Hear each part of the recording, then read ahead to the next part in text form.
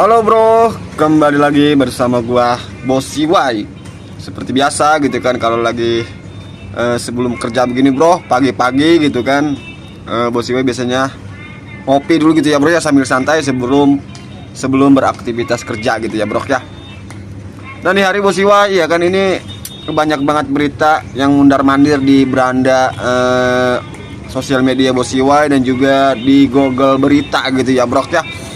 Ini beberapa hari terakhir ini gitu kan, setelah Pak Prabowo dilantik sebagai Presiden Republik Indonesia gitu ya bro ya, itu banyak sekali kasus-kasus yang tadinya tidak terungkap di zaman Presiden Jokowi, sekarang mulai sedikit-sedikit mulai terungkap gitu ya bro ya. Salah satunya adalah kasus itu si Ronald Tanur itu ya bro ya.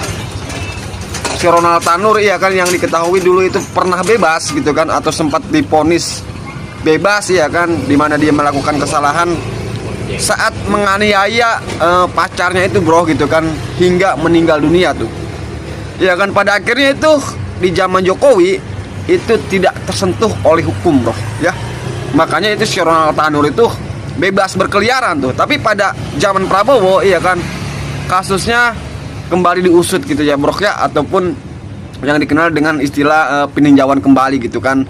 Dan pada akhirnya banyak itu para hakim yang diketahui disogok oleh si orang tua daripada si Ronald Tanur tersebut gitu ya bro. Dan itu terungkap di zaman Pak Prabowo bro. Dan yang paling baru ini bro, ini sekarang ini apa namanya ya, buat teman-teman kalau suka scroll sosial media kan biasanya nongol tuh banyak banget tuh iklan-iklan tentang judol bro ya.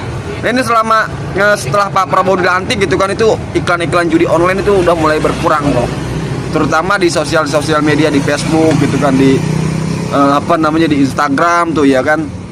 Dan kemarin ada 10 orang gitu kan, pegawai Kementerian Komunikasi Digital itu bro, yang pada akhirnya diciduk tuh ya kan, ditangkapin sama polisi gitu ya bro ya, karena terbukti melindungi beberapa ya kan pemilik daripada situs-situs judi online bro.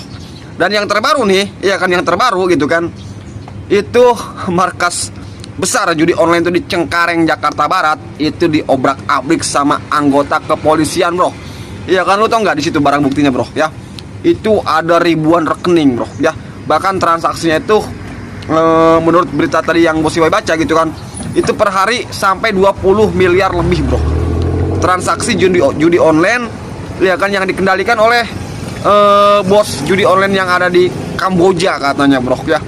Tapi ini ya kan tadi tuh ya kan, ini baru beberapa hari Pak Prabowo dilantik sebagai presiden, itu benar-benar ya kan membombardir mereka yang tidak tersentuh oleh hukum di era Presiden Jokowi bro. Jadi itu Jokowi kemarin ngapain aja bro jadi presiden bro ya. Ini Prabowo beberapa hari nih ya kan. Bos CY bukannya memuji Pak Prabowo bukan bro ya, tapi mungkin Pak Prabowo sebetulnya Pak Prabowo kemarin itu waktu dia jadi anak buah Pak Jokowi, mungkin dia sudah tahu bro ya, di mana letak kesalahan ataupun pelanggaran hukum gitu kan, yang tidak tersentuh oleh Presiden Jokowi. Tapi kan Pak Prabowo nggak punya kapasitas apa-apa bro, dia hanya sebatas Menteri Pertahanan tuh ya kan. Baru sekarang setelah dia dilantik, baru itu mereka ya kan yang pelanggar hukum itu mulai diciduk-cidukin tuh sama Pak Prabowo gitu ya bro ya.